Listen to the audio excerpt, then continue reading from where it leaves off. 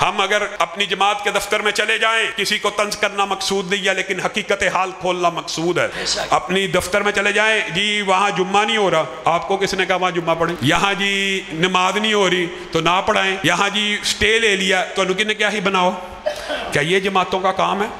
رسول اللہ نے کہا ہاں میرے بعد علماء آئیں گے جو میرے وارث ہوں گے، میرے بعد نبی نہیں آئیں گے، میرے بعد نبی نہیں آئیں گے، لیکن میرے بعد علماء آئیں گے، اور علماء میرے وہ علماء جو وارث ہوں گے۔ آج میں نے آپ سے سوالات کرنے ہیں، کیا وہ صرف مصلی رسول کے وارث ہوں گے، منبر رسول کے وارث ہوں گے، کہ سیاست رسول کے وارث بھی ہوں گے، خلافت رسول کے وارث بھی ہوں گے، معاشرت رسول کے وارث بھی ہوں گے، معاملات رسول کے وارث بھی ہوں گے، عدالت رسول کے وارث بھی ہوں گے، ریاست رسول کے وارث بھی ہوں گے، کہ صرف مصلی کے وارث ہوں گے؟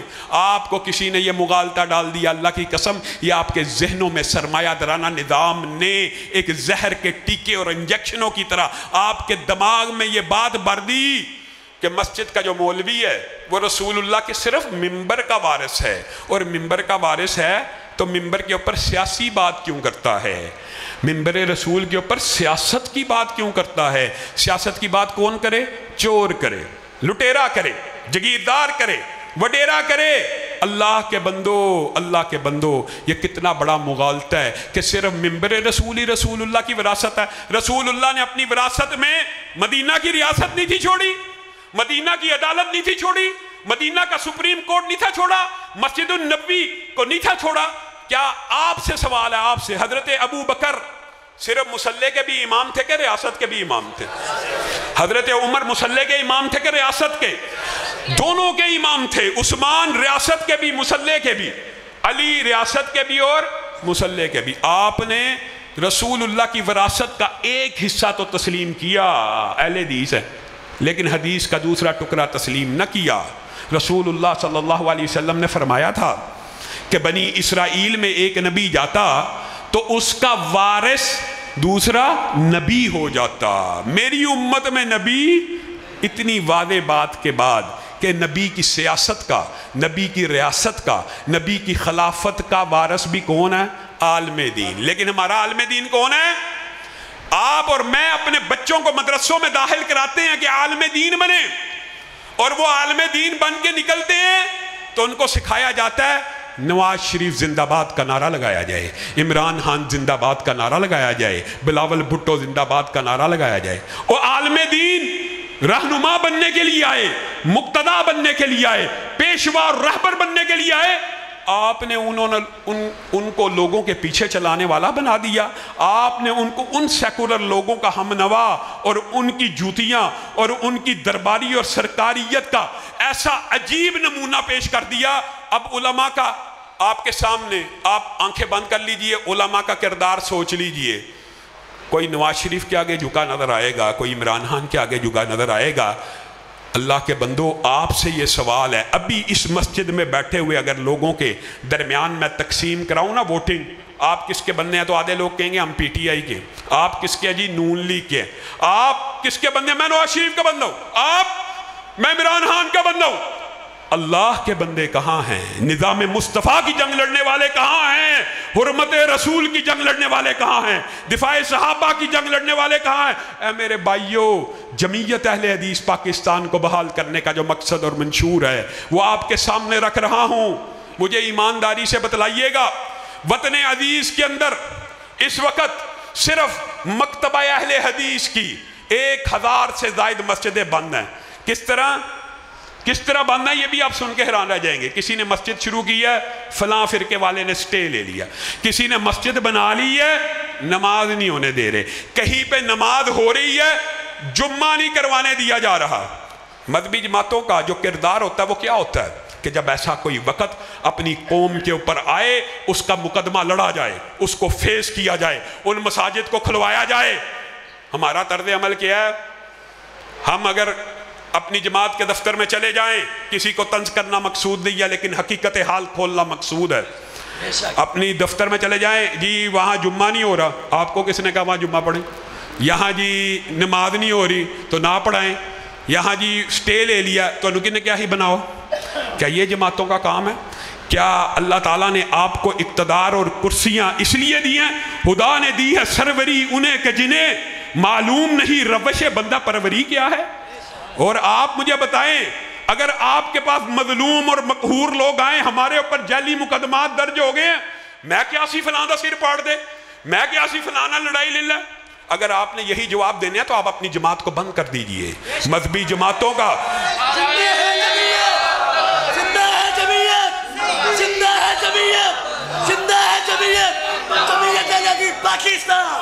نعرہ تکبیر، نعرہ تکبیر۔ اللہ کی علامہ قسم، صاحب قدم بڑھاؤ، علامہ صاحب قدم بڑھاؤ۔ شیر دل قائد علامہ ہشام الہی ظہیر صاحب، یہاں پہ بہت سے بزرگ بیٹھے ہوئے ہیں، علامہ شہید کے دور میں بھی یہ نعرے لگا کرتے تھے کہ علامہ صاحب قدم بڑھاؤ، اور انہوں نے تو قدم بڑھا دیا مدینہ کی گلیوں کی طرف، بقیع کے راستوں کی طرف، جنت کی منزلوں کی طرف۔ کہاں گئے تمہارے نعرے؟ کہاں گئے تمہارے وعدے؟ کیا آج اس کے بیٹے کے ساتھ بھی اسی طرح کے نعرے اور وعدے لگوانا چاہتے ہو؟ اللہ کی قسم، جمعیت اہل حدیث پاکستان کو بنایا گیا، آپ سے وعدہ ہے، منبر رسول کے اوپر بیٹھا ہوں، جب تک زندہ رہوں گا اہل حدیثوں کی مسجدوں کو کھلواتا رہوں گا۔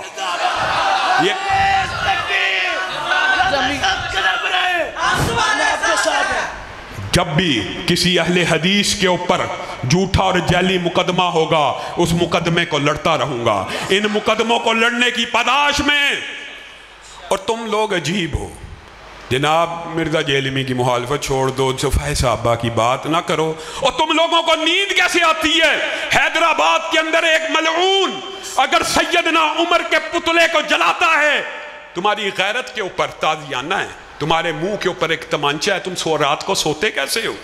تم سو جاتے ہو کہ عمر کو گالیاں پڑی ہیں اس وطن عزیز کے اندر، وہ دفاع صحابہ کس نے کرنا ہے؟ وہ گلی گلی نگر نگر عمر کے نعرے کس نے لگانے ہیں؟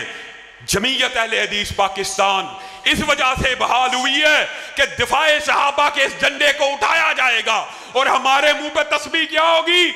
صحابہ صحابہ صحابہ صحابہ صحابہ صحابہ صحابہ صحابہ صحابہ صحابہ۔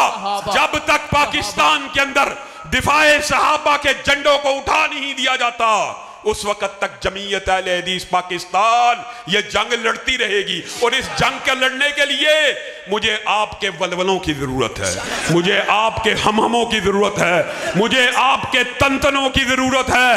بکھرے ہوئے قطرات ہو تو مل جاؤ کہ دریا نظر آئے، بکھرے ہوئے ذرات ہو تو مل جاؤ کہ صحرا نظر آئے۔ اللہ کی قسم، جتنے مسجد میں بیٹھے ہو نا، صرف مسجد میں اگر ہاتھ اٹھا کر وعدہ کر لو نا کہ علامہ صاحب دفاع صحابہ کے لیے اگر جانوں کو قربان کرنا پڑا کر دیں گے، تو کسی گستاخ صحابہ کو یہ جرت نہیں ہے کہ وہ سیدنا عمر کے خلاف ایک جملہ بھی لکھ سکے۔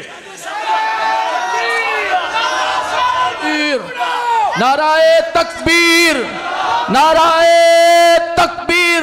زندہ ہے جمعیت، زندہ ہے جمعیت، علامہ احسان کی جمعیت، علامہ احسان کی جمعیت، علامہ حبیب الرحمن کی جمعیت۔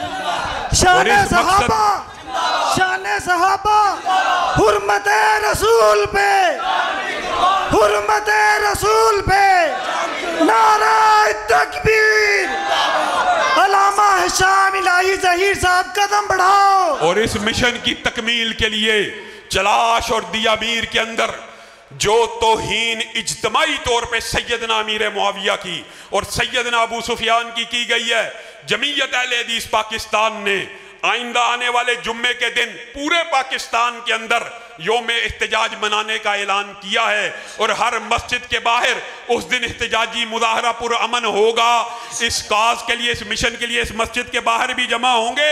ہر مسجد کے باہر اگر یہ نعرے لگا دیے جائیں کہ صحابہ کا دشمن اس وطن عزیز میں یا گرفتار ہوگا یا ملک سے فرار ہوگا، اس وطن عزیز کے اندر ہم کسی کو کسی بھی صحابی کی گستاخی کرنے نہیں دیں گے، اور گستاحان صحابہ ہوں یا منکرین ختم نبوت ہوں۔ علامہ شہید کا یہ ادنا بیٹا دونوں کو ایک عرصہ دراز سے مباہلے کا چیلنج کر رہا ہے۔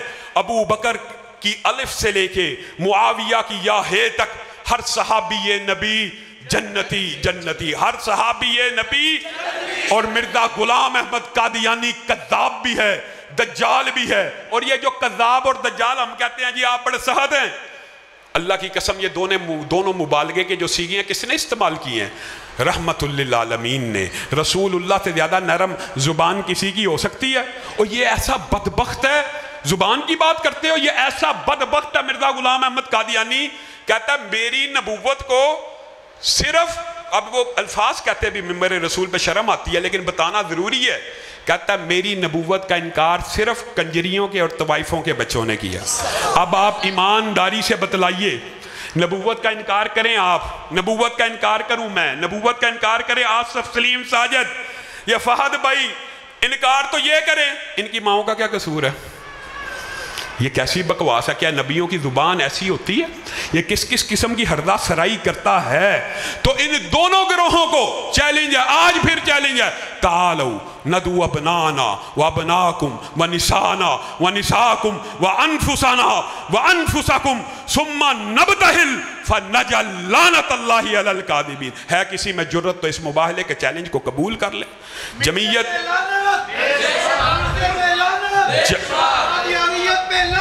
بے شمار بے شمار میرے بھائیوں، ہم نے جمعیت اہل حدیث پاکستان کے ذریعے کرنا کیا ہے؟ اس کو منظم کیسے کرنا ہے؟ اس کی قوت و طاقت کو کیسے منوانا ہے؟ آئے بندہ کیا کہے اور پھر بندہ دکھ آتا ہے۔ قصور کے اندر بیٹھے ہوئے، ضلع قصور جو وہابیوں کا گڑھ ہوا کرتا تھا، جو اہل حدیثوں کا قلعہ تھا، عبد القادر قصوری سے داؤد غزنوی تک، معین الدین لکھوی سے علامہ احسان علی ظہیر تک، محمد علی کھائی تک، یہ سارے کے سارے جمعیت اہل حدیث کے نشان پہ الیکشن جیتتے لے لڑتے رہے۔ آج ان کی ساری اولادیں، آج یہ پورا علاقہ نون لیگ کا گڑھ ہے، پی ٹی آئی کا گڑھ ہے۔ اہل حدیثوں کا گڑھ کہاں گیا؟ آپ نے اپنی قوت و طاقت کو مجتمع کرنا ہے اور لوگوں کو یہ پیغام دینا ہے، ان 4 ایم این ایز کو، 8 ایم پی ایز کو یہ علل اعلان پیغام پہنچانا ہے کہ ہمارا ووٹ جمعیت اہل حدیث پاکستان کی امانت ہے۔ وعدہ کرتے ہو؟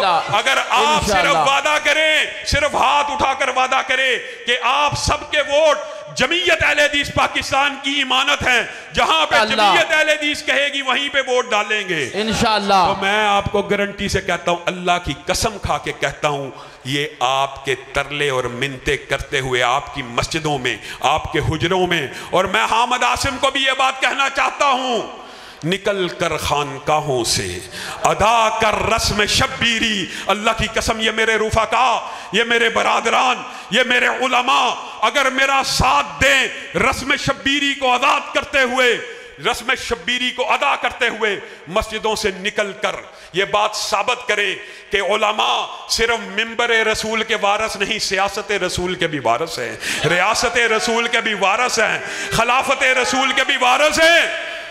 یہ جو امیدوار ہوتے ہیں نا، یہ 1,000 ووٹ کے پیچھے بھیک مانگنے والے ہوتے ہیں۔ ان کی ہار جیت 1,000 2,000 5,000 4,000 ووٹوں پہ ہوتی ہے۔ اور یہ ضلع قصور، کیا یہاں پہ آپ یہ ثابت نہیں کر سکتے کہ جمعیت اہل حدیث پاکستان کے ہر حلقے میں 10 سے 15,000 ووٹ ہیں؟ کیا اس بات کو آپ ثابت نہیں کر سکتے؟ اس بات کے لیے آپ اپنے آپ کو اکٹھا نہیں کر سکتے، صرف یہ کام آپ نے کرنا ہے۔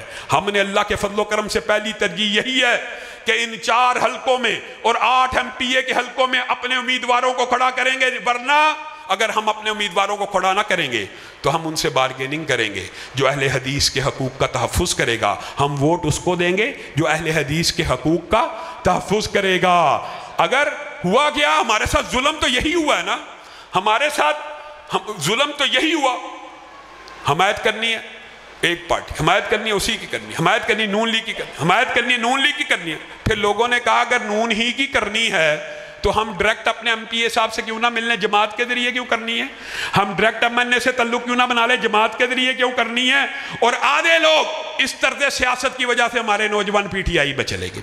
آج کوئی پی ٹی آئی میں ہے، کوئی نون لیگ میں ہے، کوئی جماعت اسلامی میں ہے۔ آپ کو دعوت فکر ہے، آج آپ کے لیے اس جمعیت کا پلیٹ فارم بحال کر دیا گیا جس جمعیت کی بنیاد کس نے رکھی تھی؟ اور میرے بھائیوں، بات سچی بھی کرو تو آپ کو کڑوی لگتی ہے۔ آج بہتان، آج الزام، آج انکشاف حق، اور آج ایسی ایسی آئی ڈیز جو 106 راوی روڈ کی آئی پی سے ایف آئی اے کی نظر میں اور ایف آئی اے کے ثبوتوں کی موجودگی میں وہاں سے چل رہی ہیں، وہاں پہ کس پہ اردہ سرائی ہو رہی ہے؟ علامہ احسان الہی ظہیر شہید پہ، ان کے خاندان کے اوپر۔ کس وجہ سے؟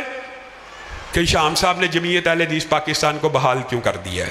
یہ پراپوگنڈے کی سیاست، یہ بہتان کی سیاست، یہ الزام کی سیاست۔ میں نے اپنے کارکنوں کو گندی اور غلیظ گالیاں نکالنے سے ہمیشہ روکا ہے، لیکن آپ ان آئی ڈیز کو ذرا اٹھا لیجئے، انہوں نے کسی کی ماں بہن بیٹی کی عزت کا پاس نہیں کیا۔ اور میں آپ کو آج یہ بات شرح صدر سے بتاتا ہوں، شفیع صاحب بیٹھے ہوئے ہیں، حبیب اللہ ساکی صاحب بیٹھے ہوئے ہیں، دیگر علماء بیٹھے ہوئے ہیں، اللہ کی قسم کھا کے کہتا ہوں، ہاں ہمارے بزرگوں میں اختلاف تھا، آپ کیوں نہیں قبول کرتے؟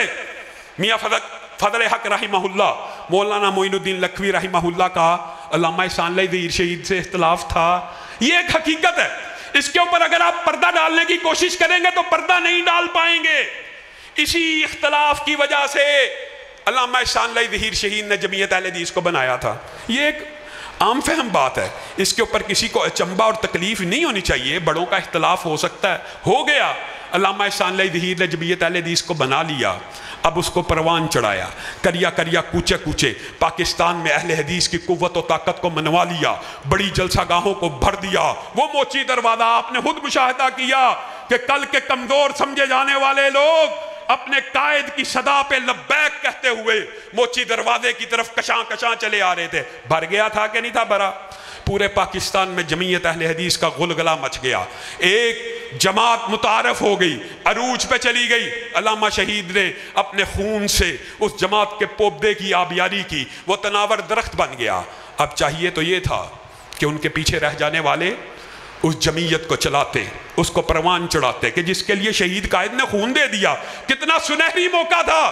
لیکن انہوں نے کیا کیا کہ علامہ شہید کے خلاف جنہوں نے 90 پرچے کروائے، جو جماعت علامہ شہید کی زندگی میں ساری زندگی ان کی مخالفت کرتی رہی، یہ کوئی دکھ کی بات نہیں ہے، یہ حقیقت ہے، یہ ہوا۔ جس جماعت نے علامہ شہید پہ پرچے کروائے، جس جماعت کی وجہ سے علامہ شہید نے جمعیت اہل حدیث پاکستان بنائی، وہ شہید نے اس جمعیت کے لیے اپنا خون دیا اور ان کے وارثوں نے دوبارہ مرکزی جمعیت میں شمولیت کو اختیار کر لیا۔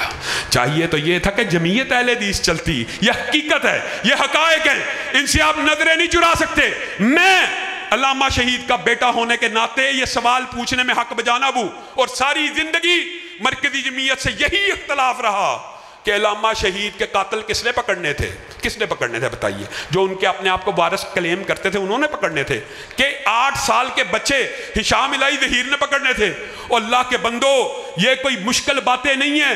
ہشام الہی ظہیر نے 8 سال کی عمر میں نواز شریف کو قاتل نہیں کہا۔ کس نے کہا تھا؟ اس ملک کے 3 حبیث زیاد، جنید، نواز شریف، ابھی بزرگ زندہ ہیں، گواہی دیں گے، قاتل قاتل، نواز شریف قاتل کا نعرہ کس نے لگایا تھا؟ ہشام نے لگایا تھا؟ آپ نے لگایا تھا۔ اگر آپ اس کو قاتل سمجھتے تھے تو پھر پکڑوایا کیوں نہیں؟ اور اگر آپ اس کو قاتل سمجھتے تھے تو اس سے سینٹ کی سیٹ لی کیوں؟ یہ سوال کرنے میں آج ہم حق بجانب ہے۔ اور پھر دوسری بات، علامہ شہید کے قتل کا مدعی کون تھا؟ علامہ شہید کے قتل کا مدعی بننے کے لیے اگر علامہ شہید کے خاندان میں کسی نے کوشش کی، اور میرے بھائیوں یہ درد دل ہے جو آپ کے سامنے کھول کے رکھ رہا ہوں، اور آپ کو پتا چلے یہی ہمارا اختلاف تھا، علماء نے صلح کروائی، مولانا مسعود عالم صاحب نے، حافظ شریف صاحب نے، ارشاد اللہ قصری صاحب نے آئے کہ رسول اللہ نے تو اپنے قاتلوں کو بھی معاف کر دیا تھا، اتحاد ہونا چاہیے، صلح ہونا چاہیے جماعت کے لیے، ہوئی اس بنیاد کے اوپر کہ یہ باتیں بھول جائیے۔ لیکن کیا یہ باتیں حقیقت نہیں ہیں کہ علامہ شہید کے ورثاء نے جب اس ایف آئی آر کا مدعی بننے کی کوشش کی تو میری والدہ کے بارے میں رقیق جملے لکھے گئے، اور رسالوں کے اوپر ان کے بارے میں غلیظ قسم کے، کیا جرم ہے؟ صرف یہ کہ علامہ کا کوئی بھائی مدعی بنا دیا جائے، علامہ کا کوئی بھتیجا مدعی بنا دیا جائے۔ مدعی آپ نے کس کو بنایا؟ دفتر کا ایک ملازم یعقوب انصاری، دفتر کا ایک ملازم، تاکہ ساز باز ہو سکے، تاکہ ڈیل ہو سکے، اور پھر شرم آنی چاہیے۔ جس کو قاتل کہا اسی سے سیٹ لے لی، اور بعد میں کہتے ہیں جی وہ قاتل نہیں تھا۔ اور کون تھا قاتل؟ ہم بھی کہتے ہیں چلو نہیں تھا، مان لیا نہیں تھا۔ قاتل کس نے پکڑوانے تھے؟ آپ نے پکڑوانے تھے، آپ نے غفلت کی۔ اور جب پوچھا جاتا ہے کہ قاتل کون تھا، یہ بھی ایک حیران کن باب ہے۔ جب معاملات طے پا گئے تو اخباروں کے فرنٹ پیج کے اوپر اشتہار دیے کہ اصل میں علامہ شہید کا قاتل نواز شریف نہیں بلکہ قاضی عبدالقدیر خاموش ہے۔ وہ قاضی عبدالقدیر خاموش جو علامہ کی تحریک چلاتا رہا، 3 سال ڈنڈے کھاتا رہا، مارے کھاتا رہا، اس کو علامہ کا قاتل بنا دیا۔ بالفرض پھر میرا یہ سوال ہے، اگر وہ بھی قاتل تھا اس کو کیوں نہیں پھانسی پہ لگوایا؟ اس کو لگوا دیتے۔ آپ نے جو غداری کی ہے، مسلک اور اہل حدیث اور قوم، آپ کی زندگی میں یہ باتیں ہو رہی ہیں، آپ اگر مباہلہ کرنا چاہتے ہیں ان باتوں پہ ہم پھر بھی تیار ہیں، آپ ان سے کبھی بھی بری نہیں ہو سکتے۔ مرکزی جمعیت اہل حدیث پاکستان کل بھی جمعیت اہل حدیث کے خلاف نقطہ نظر رکھتی تھی، علامہ شہید کے خلاف تھی۔ آج کی مرکزی جمعیت اہل حدیث بھی علامہ شہید کے بیٹے کے خلاف ہے۔ جرم یہ ہے کہ اپنے باپ کی جمعیت کو کیوں بحال کیا ہے؟ آپ سب ساتھی علامہ شہید کی جمعیت کا ساتھ دینے کے لیے تیار ہیں؟ ہاتھ اٹھا کر وعدہ کریں اور سب ساتھی اطمینان رکھیں۔ میں سب سے سلام کر کے جاؤں گا۔ سبحان ربک رب العزت عما یصفون وسلام علی المرسلین والحمد للہ۔